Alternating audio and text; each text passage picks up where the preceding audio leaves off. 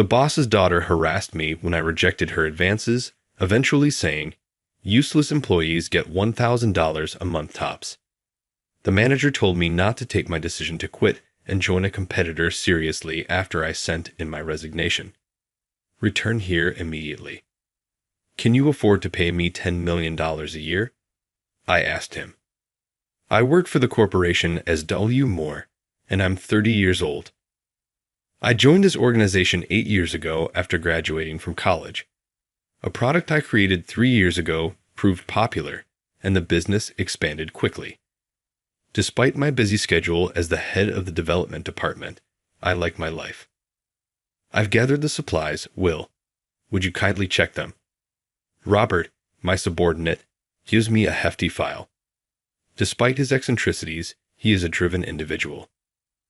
Many thanks. You know what, Will? Thus, Robert's rumors begin to circulate once more. What about the boss's daughter? For some reason, Robert was whispering that he had recently joined the company, even though everyone would soon find out. Yes, I am aware. She started working in HR, correct? You're correct. HR must be struggling to deal with the boss's daughter. Maybe, but I doubt she'll bring personal matters into work. You never know, though. It might occur if the boss's daughter is involved. Frequently, President Jones boasted about his daughter. He gained notoriety for displaying her photo to staff members who came into his office. He will, however, undoubtedly maintain his personal and professional lives apart now that she has joined the company. It is unjust to pass judgment on her before she has even begun. Let's maintain our neutrality. By the way, thanks for the stuff. In an attempt to stop Robert from gossiping, I said this. That's when it occurred. A tall woman with long hair entered the room with President Jones. That was the same face I recognized from the picture on the president's desk. When the president said, "Excuse me," every employee got to their feet and said, "Good afternoon, sir. I apologize for disturbing your work. I would want to present my daughter. Say hello, Susan, please. My name is Susan Jones. I'll be working in the Human Resources Department as of today. Since I'm the boss's daughter, please don't treat me any differently. I want to be treated normally by everyone. Good to meet everyone." Despite the fact that she is a working adult, her father was following her about for her introduction. I retract my earlier statement that he is undoubtedly bringing personal issues to work. The future does not appear bright. The two of them came to my desk as I listened to Susan's too beautiful voice, fearing what was about to happen. "Susan, this is Will, the one who developed that product our company is famous for. It's good to meet you. My name is Will. Whoa, it was developed by someone as young and gifted as you. Working with you is such an honor. I am excited about it." Susan resigned from her previous position due to disagreements with her coworkers. Being the boss's daughter and having such a gorgeous face makes jealousy inevitable. "Stop it, Papa." Susan responded, "That's embarrassing," but she didn't appear overly upset. Doesn't she sense how uncomfortable everyone is becoming around her? These two. Therefore, please treat her with kindness. Will, you know I'm counting on you. Sure. How about tonight's welcome party? You proceed to make the arrangements. What? The president abruptly assigned Robert, who yelled in surprise. Tonight? I apologize, but finding a spot at such short notice. Additionally, many individuals won't be able to make it if you notify them the day of. Just claim that the president has given the order. There are several locations around. You'll find one if you put forth enough effort. It all comes down to willpower. Simply do it. I'm grateful, Papa. I'm excited for tonight, everyone. When Susan and the president had gone, Robert put down his work and looked about desperately for somewhere to go. He even persuaded the hesitant employees and attracted additional volunteers. Because to Robert's efforts, a respectable number of individuals attended the impromptu welcoming party that evening at a respectable location. Susan spoke. You might assume I'm not excellent at my job since I'm the boss's daughter. To be clear, I am capable of doing my task. Please trust me. I believe I'm even better than the other HR staff. Thank you. The HR staff appeared tense, and the room went quiet. Everything was about to blow up. Someone was going to say something at this pace. All right, everyone, let's give her a round of applause. Robert, aware of the stress, attempted to ease the situation by eliciting cheers. A few arid claps ensued. Now, may we have a toast, Mr. President? Get your glasses, everyone. Robert was making a valiant effort to maintain the momentum. Robert was the only one perspiring despite the air conditioning making the room extremely cold. The poor fellow. Totally carefree, the president lifted his glass. All right, let's try our hardest going forward. Happy Susan's arrival to the company. A toast. The sound of glasses clinking reverberated hollowly in the uneasy mood. People broke up into smaller groups after the celebration started, and it appeared that they were enjoying themselves. The first person to commend Robert was myself. You performed admirably. It was difficult enough to find the location and gather everyone, but to start the party with that uncomfortable feeling. You did a good job. I swear, I started to perspire when I saw those HR staff members' faces. My thought was, something's going to go down. Yes, without exaggeration. Why she didn't fit in at her previous positions now makes clear. Exactly, no way that would have gone well. Susan came up as we were conversing. She said to Robert, "Would you mind giving me your seat?" "Oh, sure. Go ahead." "Hold on a minute. I couldn't say that, but I'm clearly not comfortable with this." Thus, my only option was to give Robert a bitter glance as he left. I didn't get to do more than say hello earlier, so I hope you don't mind me sitting next to you. Susan sat beside me after taking her glass. Let's have a proper toast. I was forced to pick up my glass and give hers a gentle clink because Susan was so insistent. So, Will, do you have a girlfriend? That was quite abrupt. I unintentionally expressed my thoughts. That's a bit sudden, don't you think? Well, that's what I'm most interested in. Do you then? Have you got one? No. Unfortunately, I don't. That's not unfortunate. That's super lucky for me. What? I'm not dating at the moment either. Finding a partner and getting married was something I was only beginning to consider. And what does that have to do with me? I'm delighted to have joined my dad's business. I never thought I'd run into such a wonderful man. I believe I'll introduce myself as a potential girlfriend. I can't wait to get to work tomorrow. Does she really like me, I wonder? A surge of fear overcame me, and I downed my beer all at once. People began dispersing as the welcoming party came to an end, with some going to karaoke and others to another party. I made the decision to depart after the first party and went outside the venue because I had an early morning the next day. Then Susan came up to me once more. After this, Will, what are you doing? While everyone is off to karaoke, how about we get a drink together in a quiet place? Aren't you going home with your dad? Papa was sent home early by me. Now is the moment for the youth. Let's go, please. I looked around desperately for a reason to refuse her. In fact, tomorrow morning I have an early meeting with a client. I can't be late because they insisted on that hour. I'm leaving for home to get ready. Susan didn't seem to question me, even though it was a desperate falsehood. As anticipated, Will is constantly occupied. I suppose I'll go home as well. Going to the after party without you is pointless. Want to ride in a taxi together? No, I'm doing fine. I'll take one of the trains that are still in operation. But thanks. Enjoy your evening. Almost running, I made my way to the station. I'm fatigued. Man, more so than from work. When I boarded the train and took a seat, I suddenly felt exhausted. I nearly missed my stop, so I must have fallen asleep. In a panic, I leaped from the train just in time. Susan came over as soon as I got to work the following day. Good morning, Will. good morning. After lying to her the day before, I felt a little uncomfortable. Are you free this evening? What about dinner? Sorry, I have a meeting with a client tonight. I thought of another untruth in a moment.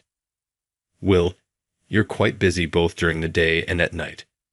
I'll try again, but that's terrible. Susan then walked out of the room. Will, it looks like the boss's daughter genuinely likes you. After yesterday, what were you up to? Me? I attended karaoke. You ought to have shown up. What did you do in the end, Will? I had to use all of my strength to decline the boss's daughter's invitation to a bar. You were gone when I looked for you for assistance, so I had to go away on my own. Sounds like she's really into you. Is that so? Isn't it clear?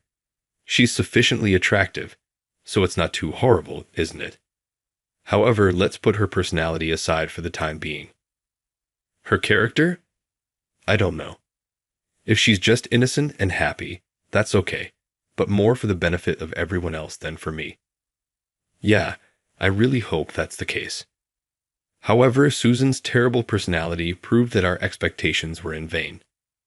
In addition to being lazy at work and abusing her position as the boss's daughter, she openly harassed the female employees who were well liked by the male staff. Some workers had even approached their managers to express their want to resign due to her. Since she was the boss's daughter, I wasn't sure at first if this was simply people assuming things, but one day I saw it for myself. Hey, you're Jennifer, correct? Why are you wasting your time flirting with the guys when you're so ineffective at your job? You ought to be working if you have the time for that. You don't get paid for flirting with men. My dad compensates you for your work. You're a nuisance, so quit if you're not going to perform your duties. I could tell it was Susan because of the setting. I couldn't tell who it was because the other person wasn't speaking. Why are you wearing such gaudy attire? Why have you come here at all? They don't fit you at all, so it doesn't really matter. Did you even glance in the mirror? She was ignoring her own actions while shouting some quite harsh things. Shall I intervene and assist? The door to the locker room swung open as I was thinking that, and Jennifer hurried out. We looked at each other for a moment. She had tears in her eyes, and they were crimson. After a brief moment of astonishment, she greeted me and sprinted away. Susan appeared as though nothing had happened a few seconds later, grinned at me, and remarked, "Well done today. Isn't the weather lovely?" Then she turned to leave. It dawned on me then that all the things people were saying about Susan were accurate. However, Susan had no regard for her reputation. I questioned whether she would make another attempt to ask me out today. She has been requesting to go out to eat or hang out on the weekends almost daily lately, but I have consistently turned her down. I sincerely hope she realizes how annoying it is. Susan returned as the conclusion of the workday drew near. You must accompany me out. I'll be really disappointed if you reject me once more. I let out a soft sigh to myself. This will continue indefinitely if I don't politely decline her. She is the boss's daughter, so I had been hesitant, but I made the decision to confront her. I apologize, Susan. I'm having a great time at work right now, and I'm not interested in dating anyone. I can't see you by yourself outside of work because I don't think I'll be with you when the time comes. I'm sorry. After truly apologizing, I turned to face Susan. She was shaking and her face was flushed with fury. I understand. I guess you're not as good as the other people in this firm as I believed. In any case, I no longer give a damn. She murmured this while still shaking, then turned abruptly and left. It was obvious that Robert, who had been observing from a distance, had heard us. I believe you went too far, Will. She was furious. This could be harmful. It's better to be clear than to leave things half-hearted, right? Dude, I have no idea. Don't hold me responsible for whatever occurs next. Avoid saying such ominous things. Nothing will occur, will it? However, Robert was correct to be concerned. Susan began to bother me the following day. Will, are you here? Yes. This invoice isn't going to be approved. Why not? Why? Since I stated so. Is that even a valid reason? She asked something along these lines one day. Will, did you do something to Jennifer from HR? She says she wants to stop, and I've seen you make her cry in the past. Well, wasn't that you? I nearly spoke, but I restrained myself. Arguments are pointless. She is free to continue the harassment as retaliation or to disseminate falsehoods. I will continue to perform my duties. However, I eventually hit my breaking point one day. Do you really think this kind of high expense will get approved? New initiatives on one of our primary goods require it. Kindly give it your approval. Don't become arrogant because you created a single thing. Without that thing, this business can function perfectly. That's why these expenses are necessary, to make it even better. Oh please, you're most likely just going out partying with that money while using product development as an excuse. It sounds like the behavior of an inept worker. We don't need someone like you around anymore, in my opinion. I'll retain you, albeit at a reduced salary. Is that your opinion? My dad's opinion is my opinion. Your monthly compensation has increased to $1,000. Think of it as a presidential decision. I get it. After that, I went to the president's office and took out the resignation letter I had kept in my drawer. The door was knocked on. Yes, that is Will. Enter. Pardon me. Keep it brief because I'm leaving shortly. What are you in need of? Susan is at issue. She has been bugging me for some time, but today she wouldn't authorize the product development costs. Furthermore, she referred to me as an inept worker and stated that I would receive $1,000 per month. The president yawned loudly as I was speaking. Is that all? It's gibberish, so don't take it seriously. It's not absurd. This occurs nearly daily. It has an impact on my job. Can you stop it? Stop it? You want me to fire my daughter as president? No, I'm requesting that you put an end to her abuse of me. She is harassing several staff, so it's not just me. Since she was a little child, Susan has been free-spirited. Her charm lies in that. Deal with it. Don't take it personally. This is pointless. He isn't even listening. I was expecting a serious statement from you. Susan isn't wholly incorrect, but the thing you created is fantastic. After saying those things to me, the president walked out of the room. I put my resignation letter on the desk after observing him leave. Susan's picture remained prominently placed on his desk as usual. I have to stop putting up with this. In actuality, I had been the target of a competitor company's recruitment efforts for the previous 6 months. The offer, which was a $10 million yearly pay, was much better than my existing circumstances. I was tempted by the offer, but I was hesitant because I thought I would be betraying my coworkers with whom I had grown the business. However, I made up my mind today. I had left the company that was owned and operated by that father and daughter. Will, calm down. I am calm. Please don't quit. Sorry, but I've reached my limit. Robert and a few other supervisors, coworkers, and subordinates attempted to stop me as I was leaving the office, but I was adamant. I went to visit the competing company that had been hiring me the following day. My phone rang at that very moment. President appeared on the screen. He must have panicked when he saw my letter of resignation on his desk this morning. I considered ending the call right away, but I decided it would be immature, so I responded. Hello. Will, what is this? Are you talking about what was on your desk? Yes. What is this? It was clear even though he was asking. As you can see, it's my resignation letter. I am aware of that. Why are you leaving? I believe I explained it to you yesterday. I heard Susan said some things, but I told you not to take it seriously, didn't I? It makes no difference if it was the truth or a falsehood. I'm leaving this company because I'm simply tired of it. You are aware of the consequences leaving will have on the business, aren't you? Product improvements will stall, we'll lose the majority of our revenue, and it will be difficult to develop new goods. Quit babbling and return immediately. The president was frantically attempting to stop me, but his words were all over the place. It's you who's spouting gibberish. After all of this, what are you saying now? I'm not returning. If you go to that other company, they'll just use you. I'm going there to make sure they don't use me. They'll entice you with charming words, make promises, and then abandon you. In the end, you will be used cheaply. The president was not going to back down. They're offering me $10 million a year. $10 million. On the other end of the line, I could feel him getting cold. You're correct. The offer is $10 million every year with a yearly guarantee. What say you? Are you able to match that? I'd like to remain if you can. The president remained quiet for some time. I have to leave. I'm going to the other business. I'm grateful for everything. Hold on.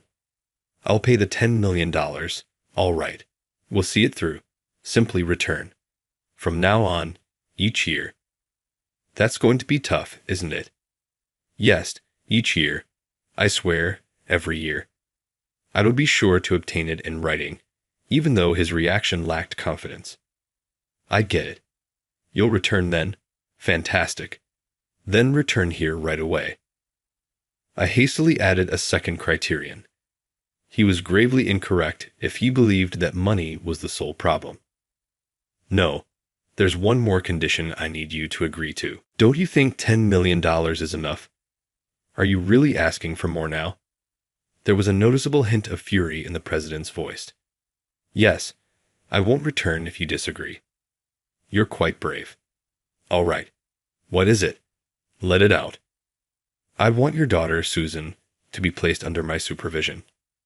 Susan, beneath you. As my immediate subordinate, yes, and that's irreversible. I'll always be superior to her. Susan will continue to be my subordinate as long as she works for this company. Exactly. And regardless of anything you say to stop me, I'll depart permanently this time if she doesn't comply with my instructions.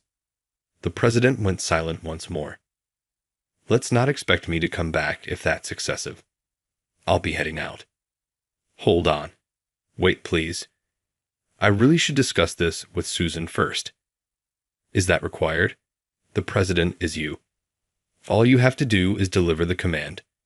I'm sorry if you can't do that. All right. I'll follow your instructions. You will report to Susan. I'll see to it that she hears you. Everything was grudgingly approved by the president, so I went back to my previous role. I went to the competitor's business to respectfully turn down their offer. Everyone welcomed me back to work when I was a little late. Were you planning to abandon me? That is really unjust.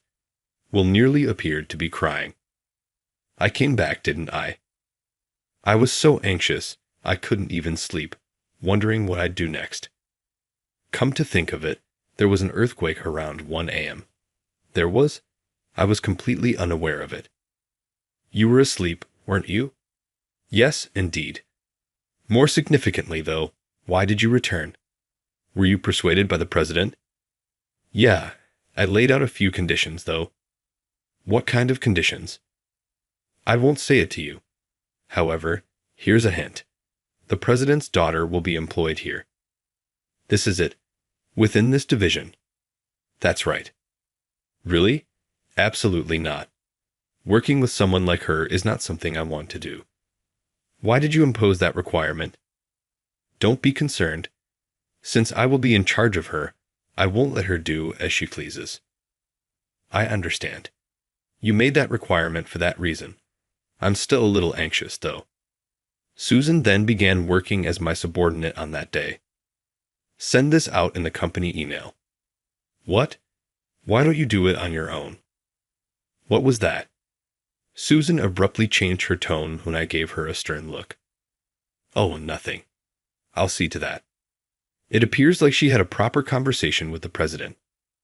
By the end of the day, gather these materials. Have Robert look them over when you're finished. I don't believe I need someone to proofread my work. I'm capable of doing it flawlessly, most likely much better than Robert. A close man named Robert rolled his eyes. I'm the one giving you the instructions here. Robert gave me an exaggerated nod of agreement when I stated that. Understood, said Susan grudgingly. I didn't hesitate to give Susan assignments. With all the work, she was most likely, no, she was definitely, quite busy. Susan gradually began to calm down because she had no time to harass others. The working mood was gradually calming down. Jennifer, who sobbed as she left the locker room that day, remained employed at HR. We occasionally talk, and I'm happy to see that she's smiling again. Our year-end celebration is today. I haven't had drinks with everyone in a long time. Will, thank you so much for what you did. Really, it's nothing. I simply think that things are happier in the office now. That's not because of me, is it? Is that correct?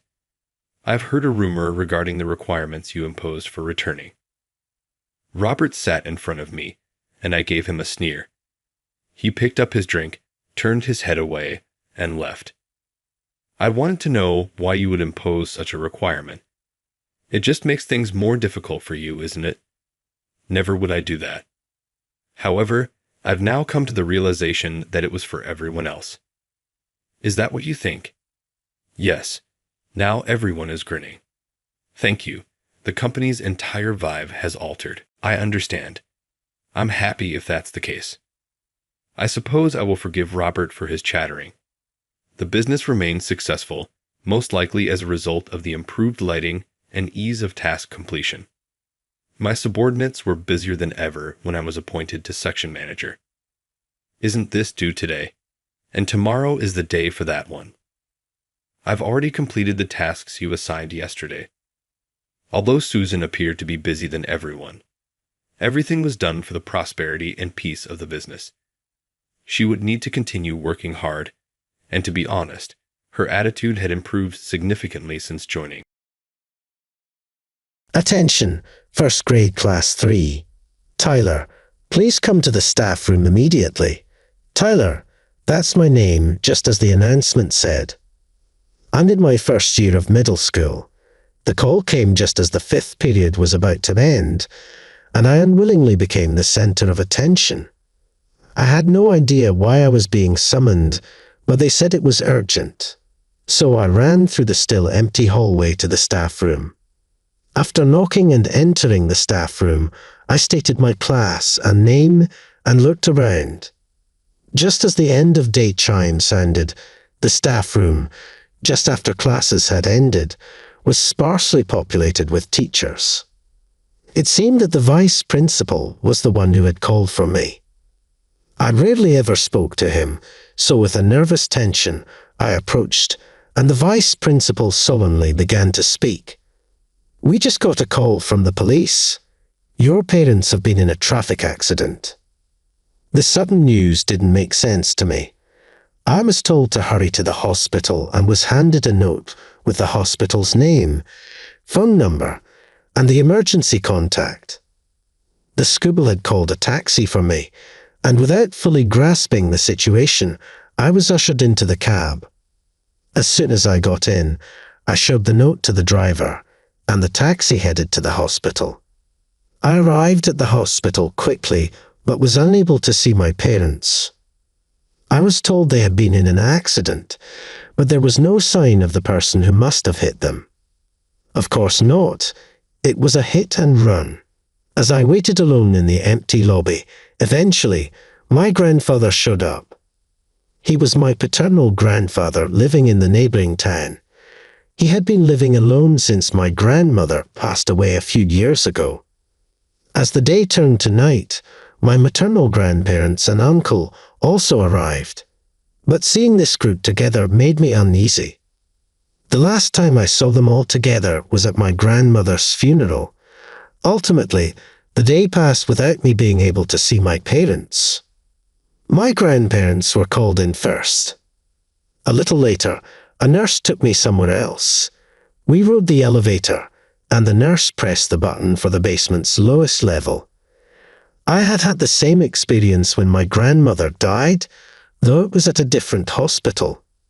The elevator stopped, and as I followed the nurse, I thought to myself, just as I suspected. In that room, which I wouldn't exactly call, two figures lay covered with clothes over their faces. But I still couldn't believe those two were my mom and dad. After all, I hadn't seen their faces yet. The silence was broken by a nurse who then lifted the cloth from their faces. There they were, my mom and dad. Yet, strangely, I still couldn't feel the reality of it. Just the day before yesterday, we were talking normally, and on the day of the accident, they had seen me off to school with smiles. How could this have happened? I was filled with hatred for the person who caused the accident and ran away. If they had just called for an ambulance right away, maybe my parents could have been saved. Was this some kind of cruel joke? Maybe they're just asleep, and they might wake up any minute. Part of me thought this, while another part was strangely calm, thinking my brain just hadn't caught up yet. And maybe with time, the reality would sink in. But time waits for no one, and soon the wake, the funeral, and the cremation are all over. After a few days without my parents, I resolved to live on my own. But a middle school kid can't just live alone in a family rental. I wanted to stay in the home I had shared with my parents, but my grandfather, who lived alone too, decided to take me in. I spent most of my time on the move in the subsequent paperwork, with hardly any time to say goodbye to my friends, and the days flew by in a blur. Then, life with my grandfather began, but he was living on a modest pension. Maybe if he had been a public servant, he would have had a decent pension, but he was just a retired salaried worker living on a meager pension. I wondered if the two of us could really make ends meet. With these worries, my new life started. I had to move to the next town and change schools. At my old school, I hadn't joined any clubs, which had been okay, but here it seemed like every student was expected to join one. Thankfully, a teacher understanding my situation allowed me to be an exception. Being the new kid, my seat was at the back of the classroom. The other students had already formed their own groups. Could I blend into this new community? Did they know about my situation? What would I say if they asked about my home? My anxiety didn't end at home. It followed me to school too. Without the courage to speak up, I sat alone until a boy from my class approached me. After introducing himself as Henry, he started badgering me with questions. When he asked about clubs, and I honestly said I wasn't joining any, he seemed really bothered and kept pressing. Why not?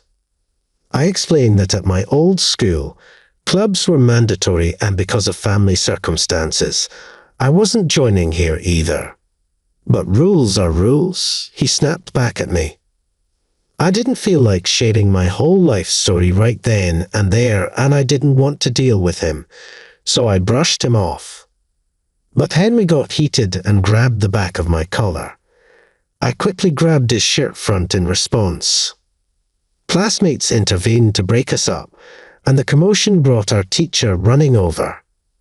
But Henry still hadn't cooled off, raising his voice. "You're just living a poor life with your granddad, right? That's why you can't join a club." The homeroom teacher, shouting "Stop it," took Henry to the staff room. Seeing that Henry knew about my situation made me think maybe others knew too. I didn't know how Henry found out. Maybe he overheard the adults talking in the staff room. After finishing scolding Henry, the homeroom teacher returned to the classroom and told me, "Don't worry about it." After school, when I got back to the house where my granddad was waiting, he immediately asked how my day went, how was school. I told him about the trouble with Henry, but his response disappointed me. Instead of comforting me or being on my side, he seemed uninterested. Maybe feeling awkward, he left to go shopping and came back with vegetables and Chinese food ingredients. He put the groceries in the kitchen and started cooking rice. I thought maybe once the rice was done, conversation would naturally follow, but time didn't resolve the tension. School, my parents, and the future. There were things I wanted to talk about, things I needed to say, but my granddad and I didn't exchange a single word, silently eating our dinner. Instead, days passed, and back at school, Henry kept picking on me whenever he got the chance. Conversely, at home, my grandfather and I barely spoke, except about meals. When this was starting to feel like the new normal, I came home from school to find my grandfather lying on the bed. "Tyler, you're back," he asked. It had been a while since we had exchanged words about anything other than food, but finally, we did. Apparently, he had fallen off a ladder while pruning the trees in the yard. He didn't hit his head or back, but instead twisted his leg. That reminded me of the ladder and shears left out in the yard. After discussing it, we decided I would handle the shopping and chores for a while since he couldn't. "I've written everything we need, and here, take this," he said, handing me a note and a supermarket flyer. It was printed with big yellow letters that read "Big Sale." It seems I had to shop there today. Taking the wallet he handed me, I biked to the designated supermarket. I had been there a few times before we moved. It wasn't particularly cheap compared to other supermarkets in the area, but their sale items were a steal. This reminded me of something my mom used to say. Inside the supermarket, I saw signs for sale items everywhere. As I was looking for the items on the list, I unfortunately ran into the last person I wanted to see, Henry. Seeing him at school was stressful enough, let alone bumping into him after school too. Just as I was about to hide, Henry spotted me. "Hey, if it isn't the poor kid, I guess you can only shop on sale days because you're so broke," he sneered. "If that's your logic, then everyone shopping here today is broke, including you," I retorted. A cough from afar interrupted Henry's words. Realizing his comments had made enemies of most of the customers, he tried to switch the subject. But even the change in topic was just more insults aimed at me. To make matters worse, he brought up my deceased parents, saying, "Even if your parents were alive, you'd still be broke." His words made me lunge at him in anger.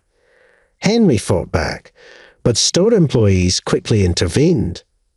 I could see other shoppers pointing at us, so someone must have called them over. We were quickly separated, and the store warned us that if there was another disturbance, we would be banned. I was still steaming, but I knew making a scene wouldn't help. Yet, as I finished shopping and was about to check out, Henry was waiting for me. "Let's take this outside," he provoked. It was when I took a step forward, falling for Henry's provocation, that someone intervened. I felt a tug on my shoulder from behind. Turning around in surprise, I saw my classmate Anna. She stands out in class, being the daughter of the president of a rather well-known company. When I first heard she was a corporate heiress, I was surprised, but honestly, she doesn't act like a princess at all. Even during breaks, she's just like any other girl, chatting with friends about TV and family stuff. "You don't need to stoop to his level," she said, annoyed that a third party was intervening. I shrugged off Anna's attempt to stop me and turned back to face Henry. "You better back off. This is a world you wouldn't understand." "Princess, and who do you think you're talking to? How dare you speak like that?" she retorted. From Anna's tone, it seemed like Henry couldn't talk back to her, maybe owing her a favor or something. But apparently, that wasn't the case. "It's none of my business," Henry snapped and lunged at Anna. I rushed to intervene, but Anna's knee found its way between Henry's legs with a blow that no man could shrug off. Henry doubled over in pain. I looked at her, still in shock, and she just smiled back and said, "No problem." Henry is certainly annoying, but causing trouble here isn't what your parents would want. You have to carry on their will, Tyler, she said, confused by her words. I just stood there until she suggested we talk over coffee. Order whatever you like. It's on me. I was annoyed at being dragged into a cafe with no money, but since she was paying, I ordered a hot tea. As our orders were placed on the table, we both let out a sigh of relief. Then Anna started to speak about what happened earlier. She began, and with a somber face she revealed something unbelievable to me. It turns out that the accident that led to my parents' death was caused by Henry's uncle. Since it's his uncle on his mother's side, they don't share the same last name. That's why maybe the teachers knew, but none of the students did. Still, it felt strange that Anna knew all this. So, how do you know all this? I asked. Henry's uncle used to work at our company, she disclosed. That's when it clicked why she had earlier reprimanded Henry so confidently and went on to give more details.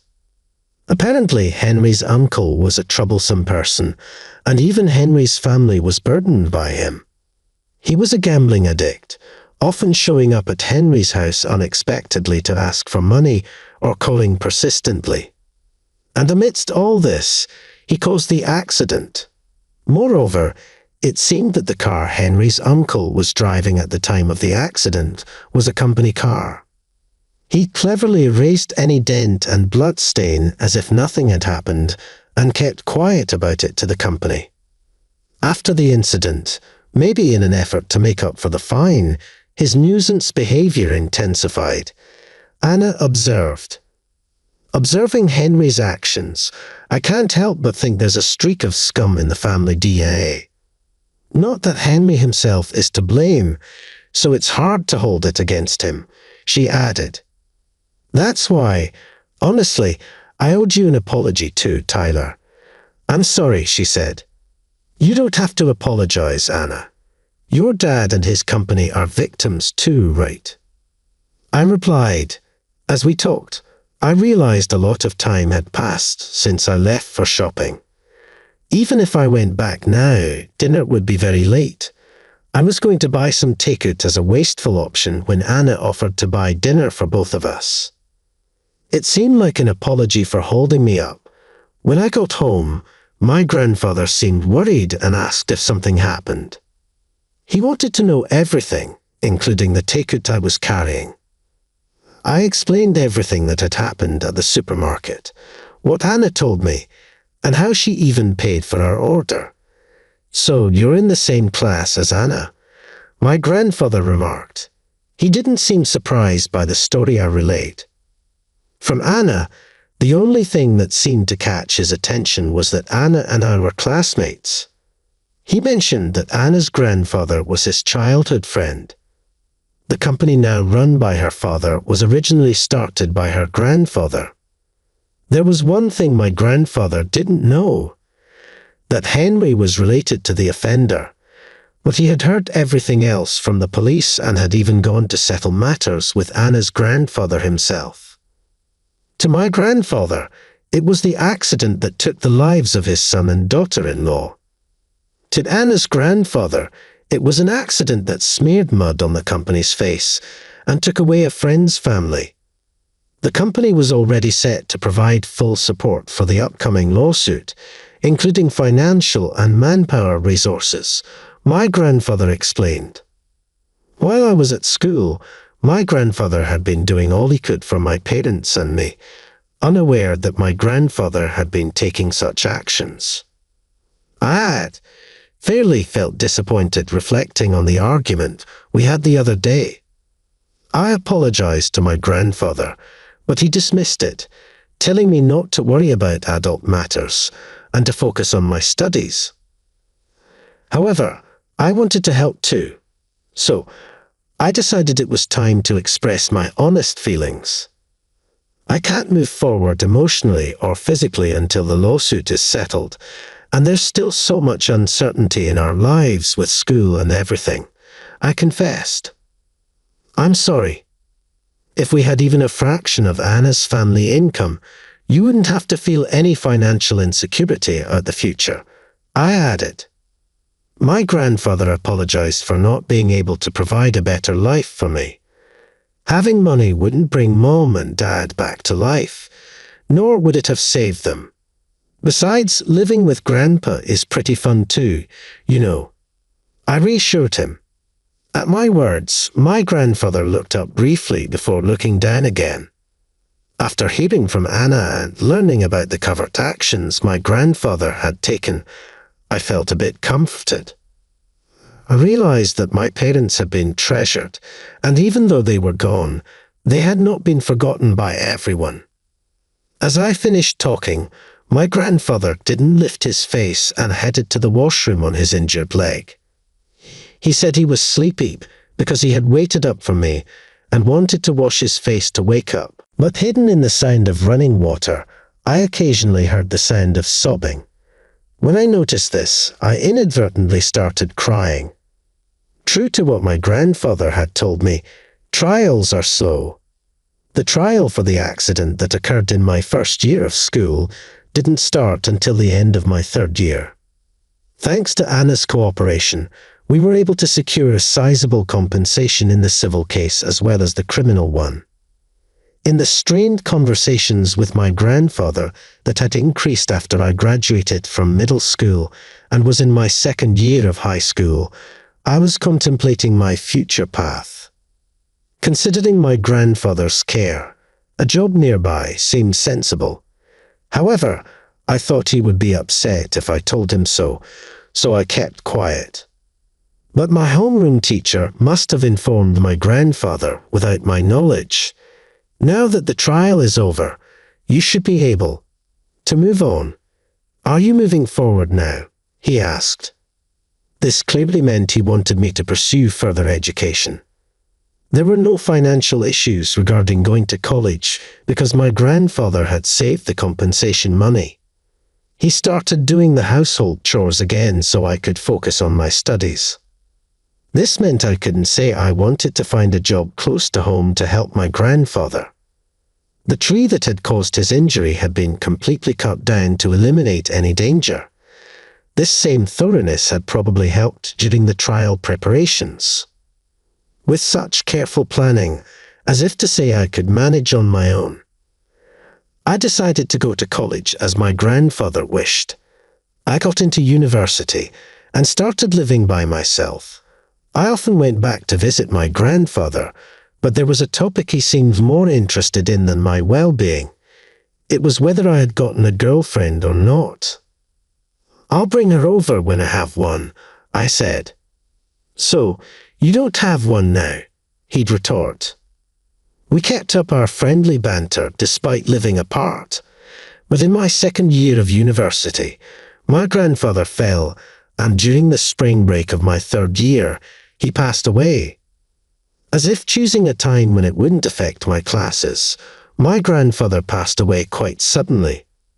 With help from relatives on my mother's side, he was laid to rest in the same grave as my parents. I was saddened, but this time I wouldn't escape from reality. I resolved to fully acknowledge my grandfather's death and live my life straightforwardly. While visiting the grave on the monthly anniversary of his death, I ran into Anna by chance. "It's been a while," she said, startled by her sudden greeting. I agreed to catch up as she suggested. Just like that time before, we ended up at the same cafe we had visited together. Since I hadn't really talked to her since middle school graduation, this could be the first time since then. We caught up on old memories, shared updates about college life, and generally had a lively conversation. Then Anna surprised me with an unexpected suggestion. "Hey, you should come visit my place sometime," she said. Anna and her grandfather had come to my grandfather's funeral, but it had been too hectic to talk much then. I told her I would visit if I had the chance. And then she surprised me further by offering, "Why don't you come intern at our company?" Our company was indeed a major firm, and as a place for an internship, it was impeccable. I accepted her invitation, and we exchanged contact information. I processed the internship for my university and was able to participate successfully. During the internship, I was actually called in by Anna's grandfather, the chairman, which was a bit nerve-wracking, but I managed to have a little conversation with him. He shared stories of his childhood with my grandfather, and then he asked me to tell him about what my grandfather was like when we lived together and about his last days. While we both got a little teary-eyed, I shared all about my grandfather, and we reminisced about him. "Next time, let's have a meal together with Anna too," the chairman said. And with that, I left his office. Since then, I've become a senior in university and received an early job offer. It was from Anna's grandfather's company. Anna herself had decided to work at a different company, saying she didn't want to rely on her family's influence. The truth was she had other things she wanted to do. I was at the cemetery to give an update at the grave. Standing in front of the grave, I feel like my father, mother, and grandfather are all there to greet me. Dad, Mom, Grandpa, I leaned on Anna until the end, but I'm about to become a working adult soon. Thank you for raising me this far. Perhaps I should have said these things while they were still alive, but if I had, my grandfather would probably have said there was no need for such thanks. That's just the kind of person he was. This is the story of my 8 years since losing my parents and living with my grandfather. My husband works at a reputable company as an executive. A lowly high school graduate like you wouldn't have a chance. Cheryl's husband is the sales manager at that famous Royal Insurance. Alex, who was sitting next to me, whispered to me after hearing that. I was taken aback by these remarks. Your spouse works at Royal Insurance as the sales manager. However, the name is... Oh, are you acquainted with my husband? You know, my last name isn't Martin anymore. To minimize misunderstanding, I went by Martin for the reunion, but now my last name is Green. Is that the same name as the sales manager? I finally got it all. Life is fascinating. It is filled with unforeseen circumstances. Just as I was marveling at the turn of events, an email appeared on my phone. When I got the email, I became even more shocked. It's unbelievable that I received this email at this very moment. I can now exact revenge on Cheryl. Cheryl gave me a suspicious look when she overheard me chatting to myself. Unfortunately, the $10 million contract deadline is tomorrow, I informed her. What? Cheryl appeared astonished and perplexed. I apologize. I can't discuss anything further. It's business. I can tell you one thing, though. From tomorrow, you will be in hell. I grinned boldly. Thomas Miller is my name, and I turned 40 this year. Since my father died in an accident while I was in the 4th grade, I have grown up as a single mom. Of comparison to the typical household, we were not very wealthy as the eldest son of a large family with 2 younger sisters and 2 younger brothers. To put it briefly, the family was not very wealthy. To lessen the financial burden on the family, I made the decision to work after high school. These days, you'll struggle later if you don't at least complete your university education. Your grades are good. What a waste. My mother sincerely encouraged me to pursue my education by saying, I believe you can run a public university, so please go. I didn't mind beginning a job after high school, though, and I didn't especially enjoy academic study. I believe that anyone who wished to study should go to school or a university. There was no need to continue your education if you didn't want to study. This is still what I think it is. I was more motivated to make money and acquire practical knowledge. I think graduating from university might have its benefits. There is some fun in going to university and hanging out with friends, but the desire to earn money outweighed that. If I ever wanted to go to university, I could always take online classes or attend night classes, so it'd work out. I reasoned with my mother. I didn't have to go to university afterward, so I didn't go to online courses or night classes. Since I started working right after high school graduation, I now have 22 years of work experience at the age of 40. If I had graduated from university, 22 years would put me in my mid-40s. So I feel a sense of superiority that even after 22 years, I'm still actively working in my prime. Although I was once looked down upon for my lack of formal education, I now genuinely appreciate having built my career through early hardships. If I could meet my younger self, I'd advise, there's no need to go to university. After graduating high school, I got a job at an automotive sheet metal factory. Usually, companies don't hire people without a license, but the president of this company was a friend of my late father. So even I, without a license, could work. If he hadn't employed me, I wouldn't be where I am today. I really appreciate him. I worked hard as a mechanic's apprentice until I was 18. Then, I got my driver's and mechanic's licenses. Now I have the qualifications of an ASE master mechanic. It was by chance that I joined a company, but once I started driving, I grew to love cars so much. I wonder if working straight after high school was fate. Although I don't do maintenance work on cars now that I've been promoted, I still love cars. I'm looking forward to tinkering with my car on my day off. I'm married at 30 and have 2 children. My work and personal life are fulfilling, and I have no complex about being a high school graduate. One day, while living such a fulfilling life, I received a letter of invitation for the reunion. It brought back memories of my high school days. There are classmates I don't want to see, but I definitely want to see Alex Nelson, the only one who understood and supported my situation when I said I would work after high school. I don't know what he thinks, but at that time, I considered Alex my best friend. He went to university, and our lives diverged so much that we naturally lost touch. However, deep down, I always wanted to see Alex again and share a drink with him. I also wanted to see my homeroom teacher in my last year of high school because she helped me. As I was pondering whether to attend due to my busy work schedule, my wife gave me a precious piece of advice. Before we got married, you always said you wanted to see Alex again. Isn't this a chance? The reunion might not come again. She was right. The reunion only happens a few times in my life.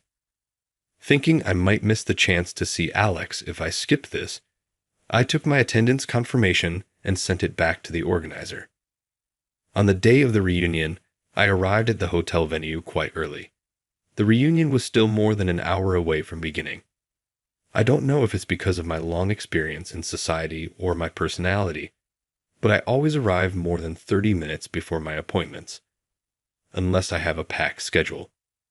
I consider being late unacceptable for a businessman, so I often end up arriving early. There was no one around who looked like they were attending the reunion yet, and the organizer hadn't arrived either. As I walked around the venue, someone called out from behind me, "Hey, isn't that Thomas?" I turned around and saw the person I wanted to see the most. "Oh, you're Alex, aren't you?" It was Alex, my best friend in high school. I remembered him as an impatient person, always the first to finish everything in class. That habit of his probably hasn't changed even now. You're still as impatient. We've got more than an hour before the reunion starts, and even the organizer isn't here yet. True, but I was surprised to see you here before me.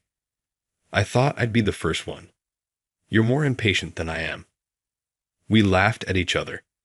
Even though more than 20 years had passed since we last met, it felt like we had returned to our high school days. At that moment, I genuinely felt glad I came. However, as the reunion began, this sense of exhilaration quickly vanished because I saw the last person I wanted to see. Long time no see. You still look like a poor man. You remember me, right? It's Cheryl. While I was talking with Alex, I was suddenly addressed in a shrill voice I could never forget. Cheryl Martin, who used to mock me as poor all the time during high school, was standing there. Frankly, I didn't want to spend even a second talking to her, so I ignored her. Well, why ignore me? A beautiful and wealthy woman is trying to talk to you. If we weren't classmates, we'd be worlds apart and never have the chance to talk. As for me, I didn't need such an opportunity. Cheryl isn't that beautiful, and more importantly, I had a loving wife. Her words meant nothing to me. I was certainly poor in high school. There was a lunch day once a month at my school. Knowing my mother was too busy with work every day, I never told her about it and always skipped lunch on that day. Alex, aware of my situation, would share a bit of his lunch, but it was never enough, and my stomach would rumble during afternoon classes. Cheryl, who sat next to me, mocked me for it. Thomas's stomach is so loud I can't concentrate on the class. Poor people can't even eat lunch. Thomas's father has passed away, and he's from a single-parent family. His mother is struggling. Don't mock him like that. Normally, people have insurance or savings for emergencies, right? His family is too poor to afford that. If you're struggling with money, you should just ask for help from your father's or mother's family, right? If you can't do that, then your family has been poor for generations. My parents were both from single-parent families, so we certainly weren't rich. But why should I be mocked by Cheryl for that? Is being poor a crime? She acted as if poor people didn't even deserve to exist. It was truly humiliating. Only those who have experienced it know what it's like for a teenage boy to have his worth denied in front of everyone. Unfortunately, I was in the same class as her all through high school, so she kept mocking me. She represents a dark chapter of my high school life. Now I'm working in the automotive industry and earning a decent living. At least, I don't think I'm the kind of poor person you can mock anymore. And even if I were poor, it wouldn't bother you, right? I've grown older, so there's no reason for Cheryl to freely insult me. I spoke my mind boldly, and for a moment, she seemed taken aback. But she was really unpleasant. She paused, seemed to come up with a subject to mock me about, and opened her mouth again. By the way, you started working right after high school, didn't you? Nowadays, finishing just high school seems a bit outdated. I heard you became a mechanic. Is that true? Yes, it's true. I got my ASC Master Mechanic certification and became a car maintenance specialist. Even with just a high school diploma, you can achieve a lot if you try. So you work all greasy and dirty as a mechanic? That's not sophistication. Ha, that may be fitting for a poor person. Cheryl still seemed to believe in a hierarchy of jobs, even at her age. Without jobs like mechanics, no one could safely drive their cars. But she seemed ungrateful for that. Don't you own a car? Who do you think maintains it to ensure it's safe to drive? The mechanics you look down on are the ones making sure your car is safe. In my case, I always have a new car, so it's fine. If it needs maintenance, I just buy a new one. Maintenance is only needed for beat-up cars, right? Don't compare my car with those. Talking to her was pointless. Even new cars may break down, and maintenance improves your chances of a safe and comfortable ride. This should be common knowledge to anyone with a bit of understanding. Even though she had no knowledge, she was saying sloppy things because she wanted to mock me. Because of that, she was looked at coldly by her classmates, but she didn't realize it. No one succeeds in manual labor, and even if it was successful, it was at such a low level. The low level is a success for the bottom of high school graduates. You are pleased if the person themselves feels happy, then that's what matters, isn't it? I thought to myself, I don't want others to dictate my happiness. I clearly don't see eye to eye with you, so please stop talking to me. I decided to ignore her because talking to her would only make me uncomfortable. I didn't want to spoil the reunion, which was supposed to be a special occasion. While I completely ignored Cheryl, she looked bored, but then smirked as if she had an idea. She's done incredible things to me in the past, and I wasn't prepared for what came next. Cheers to the reunion, she exclaimed, and then proceeded to pour beer over my head. I got completely soaked. Hey, what are you doing? Alex yelled on my behalf, but it was too late. I had my hair styled at the salon that morning for the reunion, but it was all ruined now. Understandably, the other classmates were taken aback by the scene. Alex offered me his handkerchief, but I gave it back to him, not wanting to dirty it. Instead, I borrowed a towel from the hotel staff. As I wiped my head without a word, Cheryl suddenly excused herself, thinking she had gone a little too far. Are you mad? This is just a joke, you know, like how they pour beer in baseball celebrations. I thought it would be fitting for our reunion. It was a terrible excuse, but she would be absolutely furious if I were to pour beer on her. I was silently wondering how I could get revenge on Cheryl. It wasn't just about this incident. Considering everything up to now, I felt I needed to do something significant to her. Otherwise, I wouldn't be satisfied. I'd want to enjoy and end the reunion on a good note, but I decided to deal with this woman. Cheryl didn't like that I was silent, so she started bad-mouthing me again. What's going on? Why are you ignoring me even though I'm apologizing to you? I've always disliked your attitude. Pooh, people can't even understand jokes. It's really annoying. If my memory serves right, Cheryl hasn't uttered a single word of apology yet. She's playing the victim, as if she had apologized and wasn't forgiven. She is really disrespectful. Cut it out. You haven't apologized at all. Don't think you can get away with this. I could sue you and claim damages. Go ahead. Try it. My husband is a big deal. Do you know what happens when you turn my husband into an enemy? She scoffed, looking down on me. Who cares who your husband is? I'll put both of you in your place. My husband is an executive at a well-known company. Someone like you, a poor high school graduate, wouldn't stand a chance. Alex, standing next to me, whispered, Cheryl's husband is the sales manager at the well-known Royal Insurance. Hearing that, I was extremely surprised. Your husband works as the sales manager at Royal Insurance? Cheryl laughed smugly. My surname isn't Martin anymore. I used Martin at the reunion to avoid confusion, but it's now Green. Does that match the sales manager you know? Finally, everything clicked. Life is truly fascinating. It's a series of unexpected events.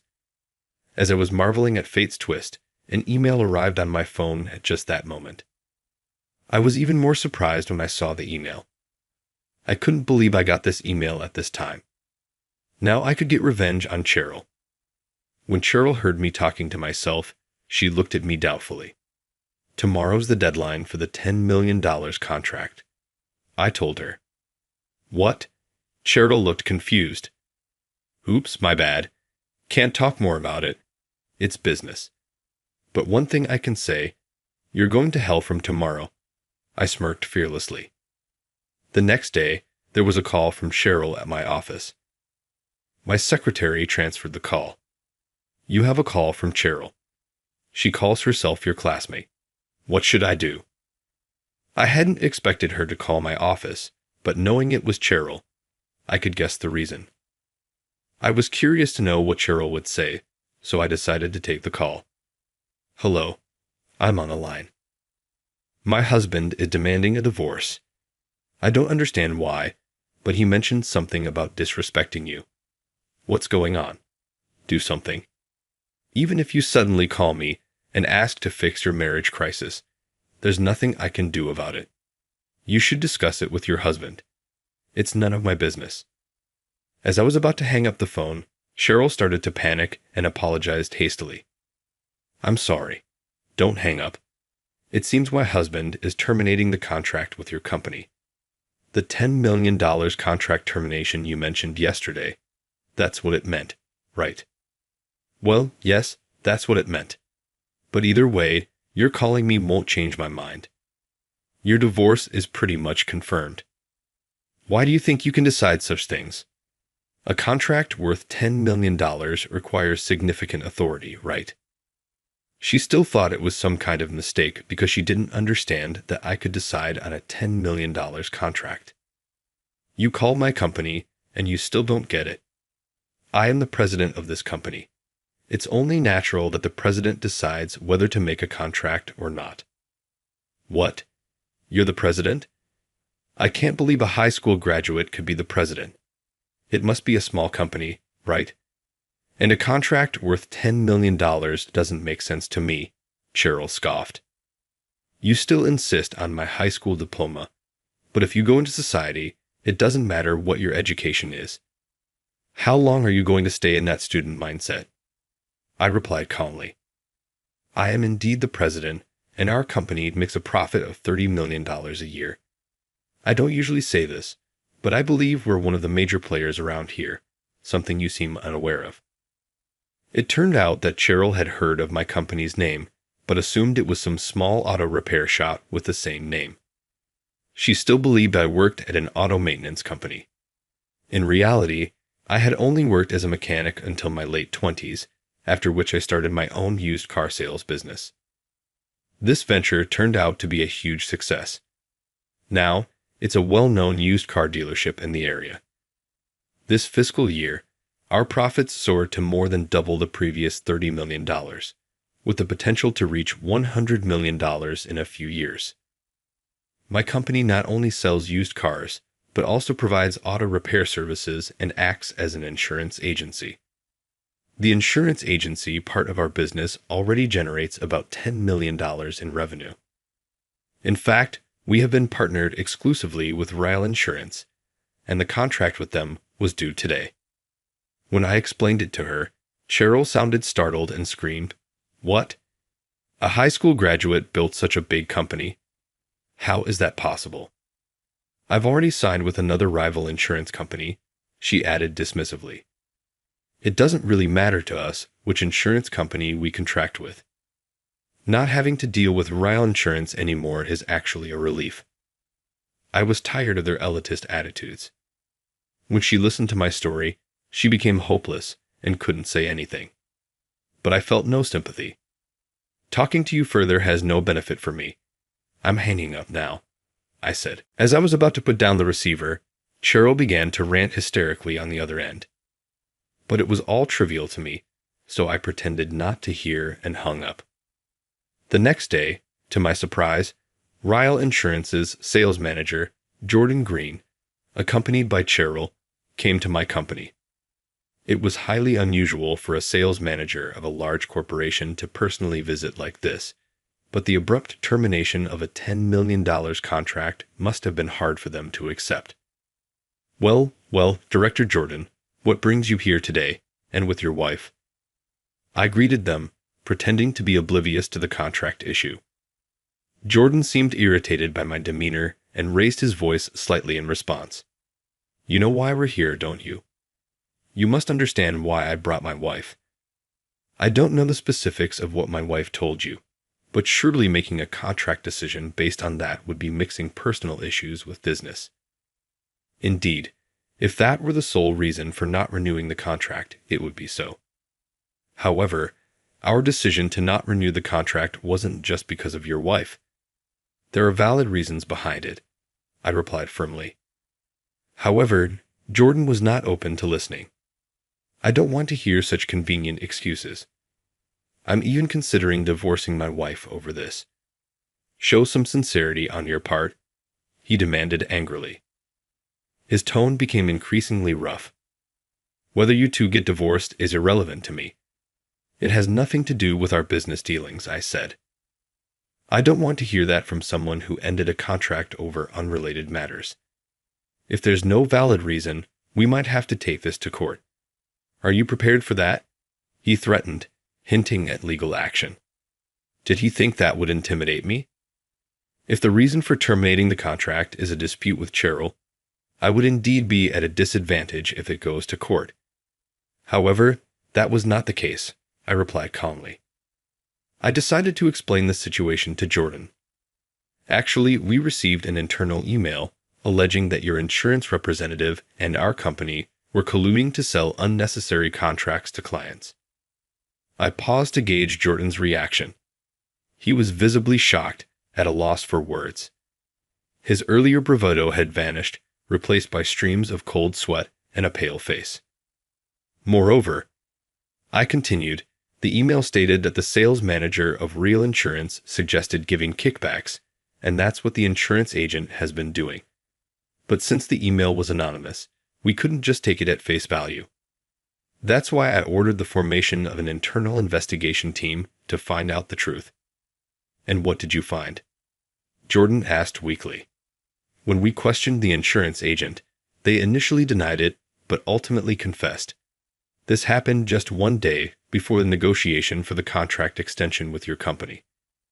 I found out about it through an email during the reunion and instructed my team to void the contract immediately.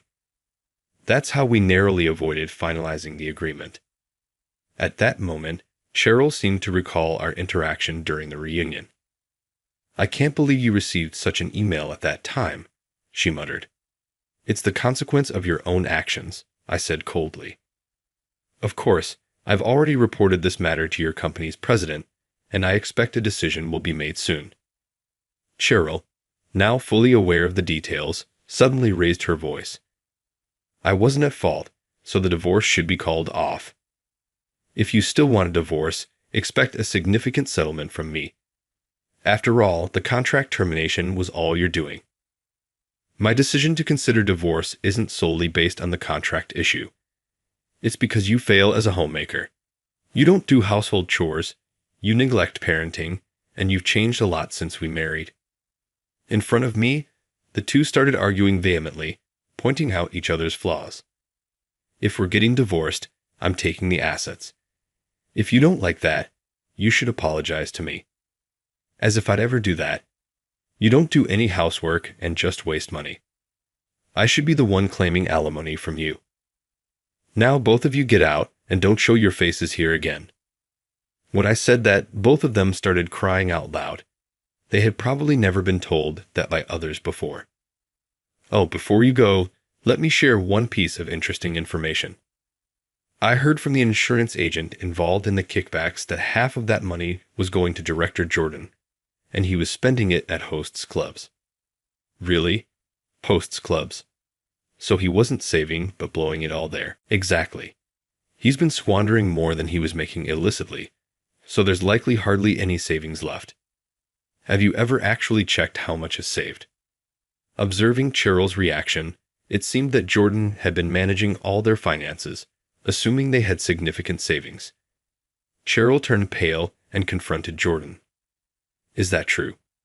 How much do we have in savings? Tell me clearly. Faced with such a fierce confrontation, whether he could no longer hide it or simply resigned himself, he readily disclosed the amount of their savings. There's no savings left. I've spent it all, thinking the money from the insurance schemes would keep coming in. Now that's going away too. It looks like bankruptcy is the only option. He knew where he was going and elected to leave. He thought, whatever happens, happens. Don't joke with me. I wasn't told about having no savings. What about my debts then? What? You have debts. That's news to me. What debts are you talking about? Cheryl panicked upon hearing about the bankruptcy and blurted out more than she should have. Pressured by Jordan, she quickly adopted a defiant attitude and boldly explained her debts. Why not? You spent a lot of money at hostess clubs, right? I also want to enjoy going to a male host bar occasionally. After all, I've been putting up with an old man like you. It's only natural I'd want to have fun with younger guys.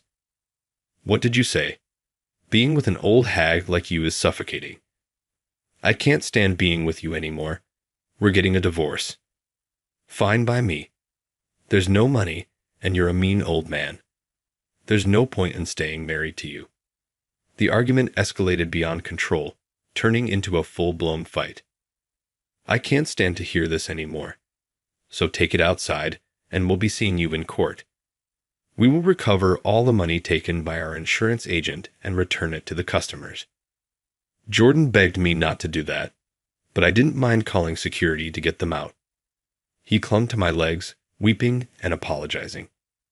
I never knew you were such a disgraceful man.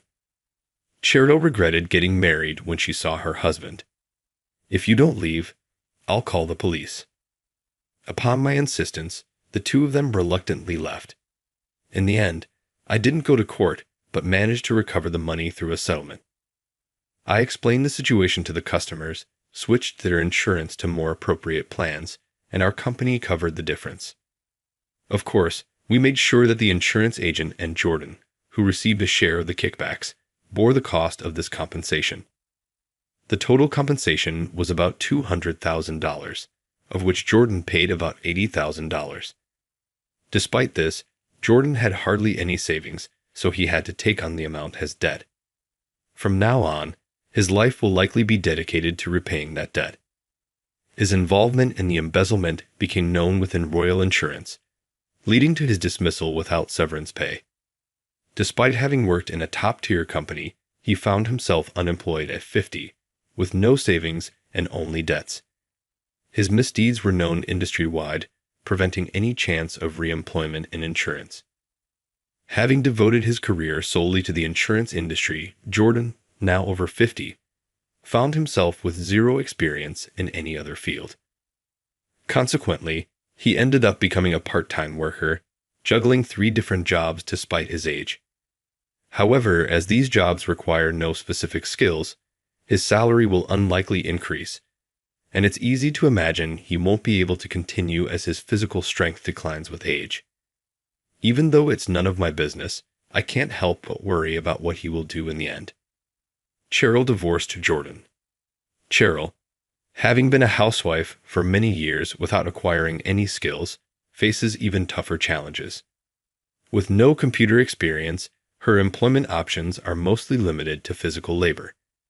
She doesn't have the stamina to work 8 hours. In the end, she doesn't have a choice and works at a middle-aged hostess club. Ironically, she ended up working at a hostess club that her husband had spent a lot of money on. It's hard to imagine how she feels about this. This situation has caused her stress to accumulate, and she ultimately resumed her visits to male host bars. She has not even completed paying off her debts and is still going to male host bars. She is now heading straight for ruin. In the end, our company's decision to honestly disclose the insurance issue paid off, significantly boosting our credibility. It was beneficial that the media praised our approach, which garnered public support in our favor. Additionally, at this time, a major used car dealership was exposed for fraud, bringing it to the brink of collapse. Being compared to them likely worked in our favor. Many of their customers switched to us, causing our sales to quadruple and profits to exceed $100 million, securing our future success. I have learned from this incident that, in the long run, people who are honest and truthful in their business will benefit. While deceit might offer short-term gains, it inevitably comes to light someday. The lie will be exposed. I take this experience as a lesson to continue doing business that benefits our customers. A company where both customers and employees can be happy is my ideal. Even if it sounds idealistic, I want to create such a company. Since reuniting at the reunion, I've been going out for drinks occasionally with Alex. Having worked since graduating from high school, I rarely had the chance to socialize with peers. It's a new discovery for me at this age how enjoyable it is to go out drinking with people my own age. I want to cherish my relationship with Alex as well.